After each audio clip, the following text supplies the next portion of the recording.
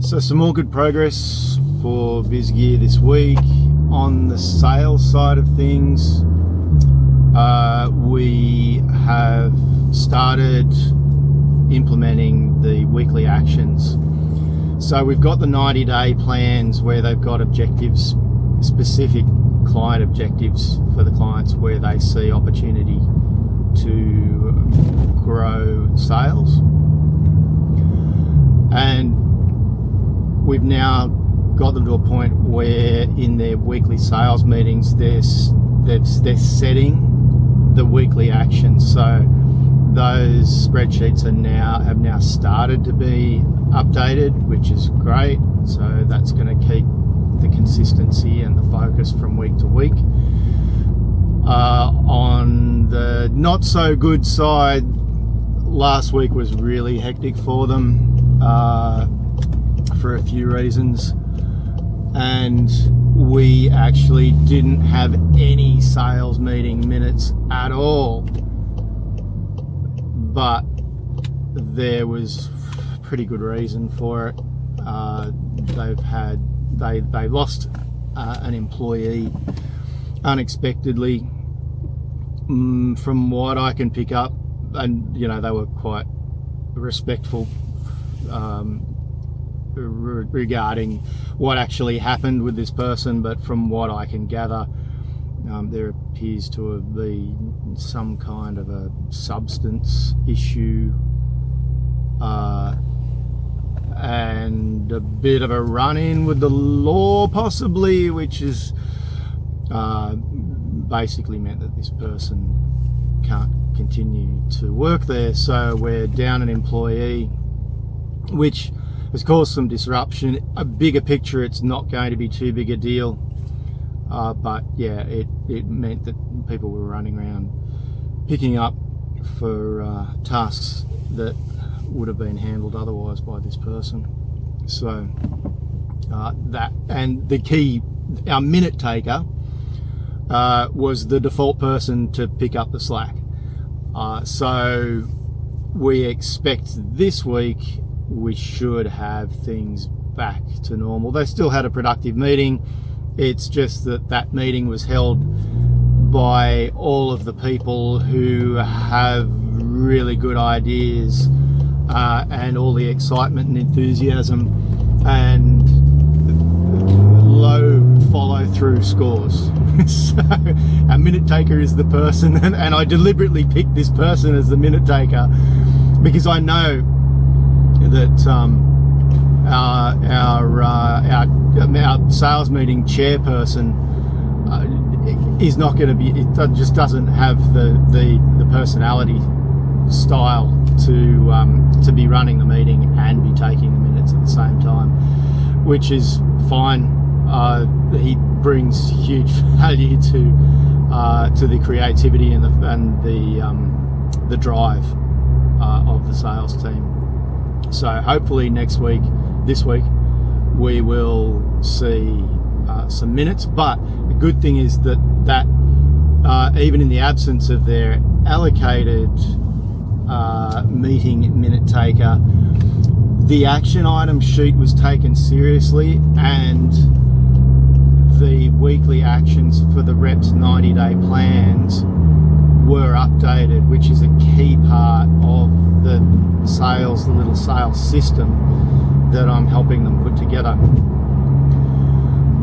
And so on the ops side of things, yeah, we had a bit of disruption there. But what we did get around to was, so I ran that embroidery brainstorm session today, and that was interesting. That little piece of paper, the embroidery order form, there's actually a lot of complication, and it's not so much, part of the problem was helping them define the scope of what this thing's supposed to do, because the section of the business that does the embroidery is the section of the business that also manages the screen printing and the heat transfers onto their clothing products. So this order form has 3 different potential types of processes that need to be managed. Often more than one of those things need to happen on the same item of clothing. So we've realised that that sheet is actually not just an embroidery order form, it's a custom clothing order form. So that was one part of the realisation that needed to occur for this thing to work properly. The other thing that we needed to agree on was the format of the information, what information is required, and what information the clients need to be able to place the order correctly. And that's both an internal and an external challenge because the form's a little bit complex. Often the customers will actually ring in and sort of describe verbally what they want, and someone in the office will write the description.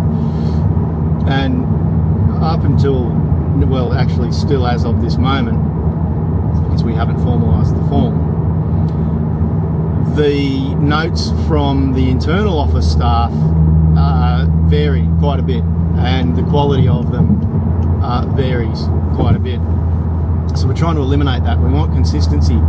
So we're designing the form with a little more information than we would ideally like to give, but it's just necessary. It has to be given.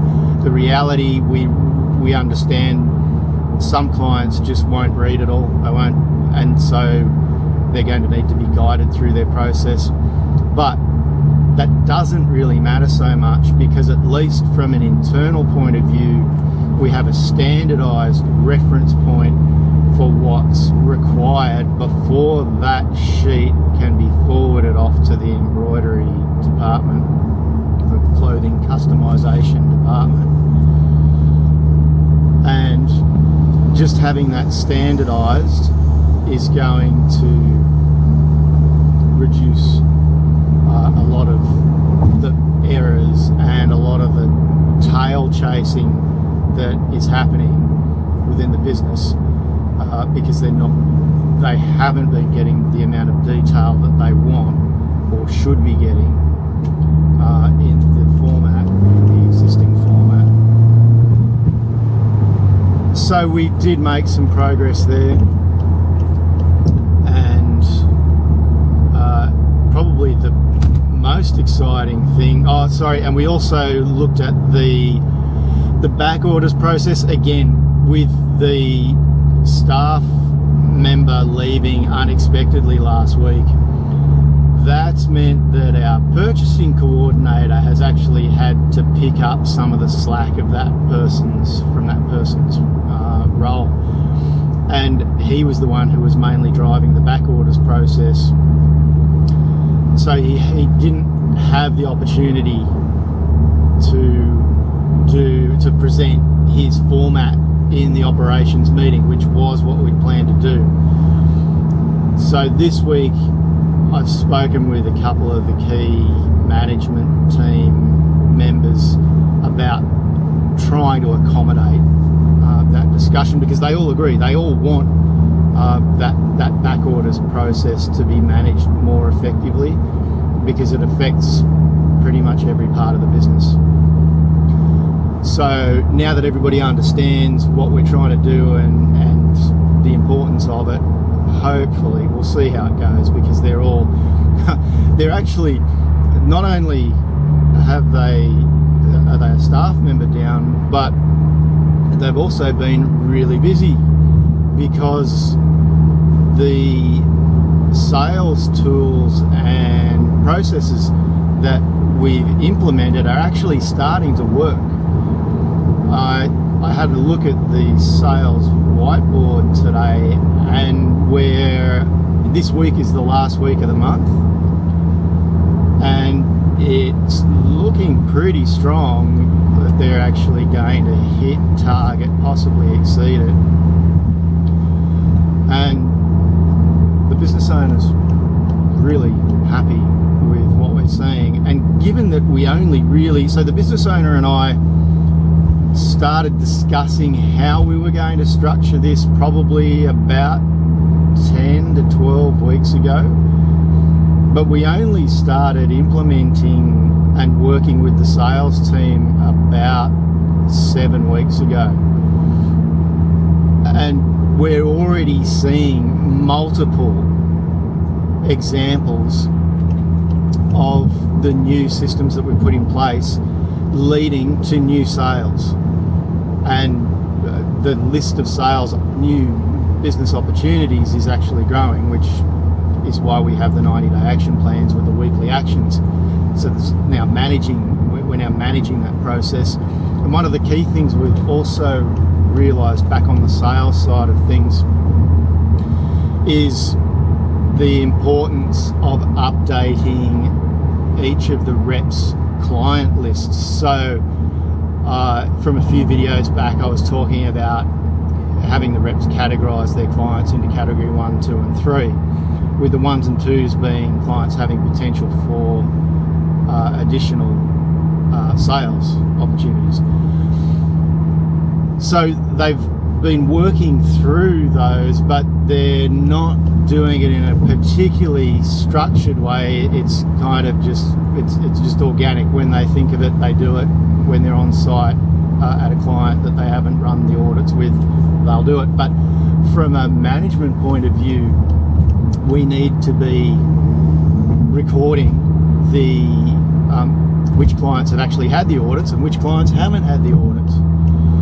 And so that means we needed another column added to the individual reps client spreadsheets, so that we can then manage and just mark off those who have had their audit. Then we also need an additional column to schedule the next audit for each of those clients once they've been done. So I'm looking to see that that's implemented in the next sales meeting that they have, which again should be this week. So things are on the move, and we're actually seeing the dollars starting to improve already, which is terrific. Still a long way to go, but if things progress at this pace,